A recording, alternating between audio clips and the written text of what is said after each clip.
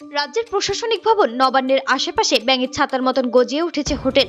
আর সেই হোটেলগুলোতে অবাধে চলছে মধুচক্রের ব্যবসা, যেখানে স্কুল কলেজ থেকে ছেলেমেয়েরা দিনে দুপুরে রাত্রে অবাধে প্রবেশ করে। শুধু তাই নয়, অবৈধ পরিচয়পত্র, বিনা পরিচয়পত্র ছাড়াই তারা ঘন্টা বিশেষে হোটেলে রুম ভাড়া করে এবং সেখানে চলে অবৈধ কাজকর্ম। শুধু এখানেই থেমে থাকেননি, এদের নেই ফায়ার লাইসেন্স, নেই হোটেল লাইসেন্স। একেবারে নবান্নের পেছনে যেখানে হাই অ্যালার্ট জারি করা রয়েছে, ঠিক সেইখানে দাঁড়িয়ে ঘন্টা বিশেষ হোটেল ভাড়া দেওয়া থেকে শুরু করে মধুচক্রের ডেরা সব মিলে এলাকার মানুষ তারা ক্ষোভে ফেটে পড়ছেন। তারা জানান এই অবৈধ কাজের ফলে এলাকা দূষিত হচ্ছে, ছেলে মেয়ে বউকে নিয়ে বেরোতে তারা সাহস পাচ্ছেন না। কিন্তু প্রশাসনের নাকের ডগায় রাজ্যের প্রশাসনিক ভবনের আড়ালে এই অবৈধ কাজ কি করে প্রশাসনের চোখের নজর এড়িয়ে এই হোটেলের ব্যবসা চলছে সেটা নিয়েও প্রশ্ন চিহ্ন। তবে স্থানীয় বাসিন্দারা জানিয়েছেন এই হোটেলের মালিক অবিনশ্বর সিং এবং আব্দুল রাজ্জাক আব্দুল এলাকারই এক দুষ্কৃতী। এই ব্যবসায় ইতিমধ্যে আব্দুল রাজ্জাককে আটক করেছে হাওড়া ডিডি।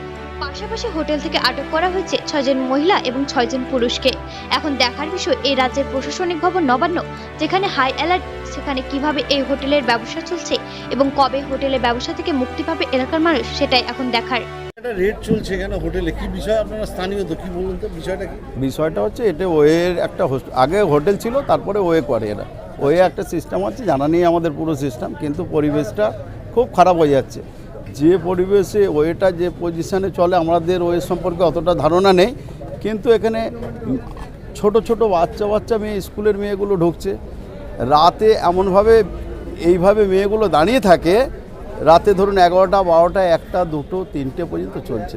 তা আমাদের আমরা এলাকার আশেপাশে থাকি, আমাদেরও ছেলেমেয়েরা আসা যাওয়া করে, খুব দৃষ্টিকটু লাগছে। আমরা চিন্তা ভাবনা করছি এই ওটে প্রশাসনিক দিয়ে দুবার বন্ধ করেছি আমরা। কি এর আগেও দেখেছেন, অবজেকশন জানিয়েছিলেন? আমরা অবজেকশন জানিয়েছিলাম, সব জায়গায় চিঠি দেওয়া ছিল, শিবপুর থানা থেকে আরম্ভ করে এসডিওকে দেওয়া ছিল, এসডিও ডিএমকেও দেওয়া ছিল। তারপরে একবার আমরা বন্ধ করিয়েছিলাম, বন্ধ ছিল, তারপরে লকডাউনে বন্ধ ছিল, লকডাউনে সেইভাবে চলেনি। লকডাউনের পর থেকে আবার নতুন করে ফের শুরু হলো। একটা জিনিস তো 59 জন হাই সিকিউরিটি, আমরাও জানি, আমরা সেইভাবে এখানে ওটা বসাও সেইভাবে করে সবাই, 59 জন 144 ধারা আছে।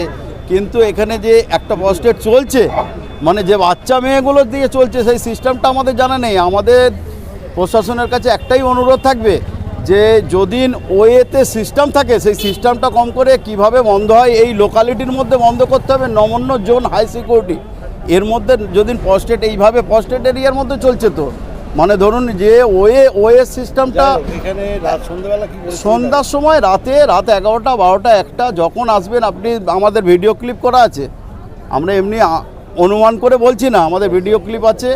বাচ্চা, হ্যাঁ হ্যালো, যে আমাদের কাছে ফুটেজ আছে না মালয়েশিয়ার, আমরা কিছু ওই ফেসবুকে দেখি, তো সেই টাইপের ছবি কিছু দেখা যাচ্ছে। একদম শর্ট ড্রেস, একদম বাচ্চা মেয়ে শর্ট ড্রেস পরে রাত্রির 11টার সময় সামনে হোটেলের সামনে দাঁড়িয়ে আছে, যেন মনে হচ্ছে কেউ আসবে ওকে নিয়ে যাবে। এই সিচুয়েশন, রেড লাইট এরিয়া পুরো। এবার আমরা এই 59 জনের সিকিউরিটিটা কী পেলাম আমরা জানি না এখনও। 59 জন তো সিকিউরিটি তো আরও বেশি হওয়া দরকার।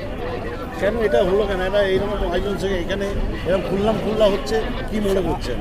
এর মধ্যে দেখুন কে আছে না আছে আমাদের দাদা বলা তো সম্ভব না, কিন্তু আমরা চেয়েছি, প্রশাসন এসছে, প্রশাসন কাজ করছে, আমরা আশা করব প্রশাসনের কাছে যেন এটে পুরোপুরিভাবে বন্ধ হয়ে যায়। আগামী দিনে যেন না এই ধরনের কাজ 59 জনে যেন না হয়। আমার নাম মান্টু খান।